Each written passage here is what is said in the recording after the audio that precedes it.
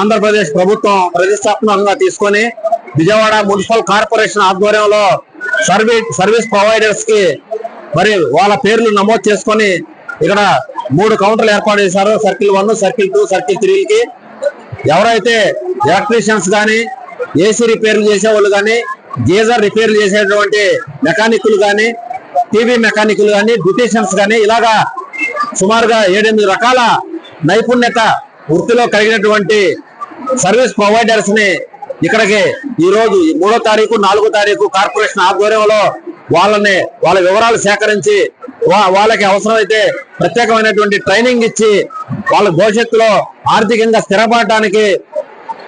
రాష్ట్ర ప్రభుత్వం Vijayawada municipal corporation ప్రతిష్టాత్మకంగా తీసుకొని ఈ రోజు 23వ డివిజన్ గవర్నర్పేటలో ఐవీ ప్యాలెస్ లో రిజిస్ట్రేషన్ ప్రక్రియ 3, 4 తారీఖుల్లో ఏర్పాటు చేయడం జరిగింది. దీనికి విజయవాడ నగరం నుంచి 3 సర్కిల్ నుంచి కూడా చాలా పెద్ద ఎత్తున మరి ఏ వృత్తుల్లో అయితే వాళ్ళకి నైపుణ్యత ఉందో వాళ్ళందరూ కూడా ఇక్కడికి వచ్చి ఇప్పుడు సుమారుగా 200 మంది దాకా నమోదు చేసుకున్నారు. ఎవరైతే ఇక్కడ నమోదు చేసుకుంటారో, రిజిస్ట్రేషన్ చేసుకుంటారో, వాళ్ళ పేరు మీద వాళ్ళు ఏ వృత్తి చేస్తారో, ఎవరైతే రిజిస్ట్రేషన్ చేసుకుంటారో వాళ్ళని ఆన్ బోర్డ్ లో పెట్టి మరి నెట్ లో పెట్టి వాళ్ళకి భవిష్యత్తులో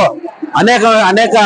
పనులు కల్పించే విధంగా మున్సిపల్ కార్పొరేషన్ మరి కమిషనర్ గారు ధ్యాన్ చంద్ర గారు తీసుకోవడం జరిగింది. బోండా ఉమా గారు, కేసీఎన్ చిన్ని గారు, గద్దె రామ్మోహన్ రావు గారు, అలాగే సుజనా చౌదరి గారు వీళ్ళందరూ కూడా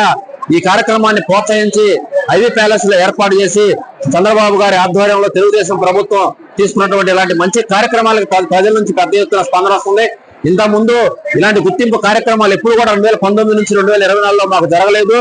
మాకు ఏ వృత్తుల్లో అయితే మాకు నైపుణ్యత ఉందో మమ్మల్ని ఆదరించినటువంటి విజయవాడ మున్సిపల్ కమిషనర్ గారికి, చంద్రబాబు గారికి అందరూ కూడా కృతజ్ఞతలను కూడా ఇక్కడ వచ్చిన యువత అందరూ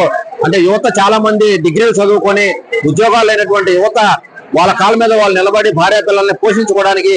ఈ యొక్క కార్యక్రమం బాగా ఉపయోగపడుతుందని చెప్పి అందరూ కూడా హర్షాలు వ్యక్తం చేస్తున్నారు. ఇలాంటి మంచి కార్యక్రమాలు భవిష్యత్తులో తెలుగుదేశం ప్రభుత్వం ఎన్నో ఏర్పాటు చేస్తుందని చెప్పి సందర్భంగా తెలియజేసుకుంటూ ఇక్కడికి వచ్చినటువంటి ప్రతి ఒక్కళ్ళు కూడా వారి పేర్లు నమోదు చేసుకుని భవిష్యత్తులో వాళ్ళు ముందుకు వెళ్లాలని చెప్పి నూతన సంవత్సర సంక్రాంతి శుభాకాంక్షలు తెలియజేస్తున్నారు.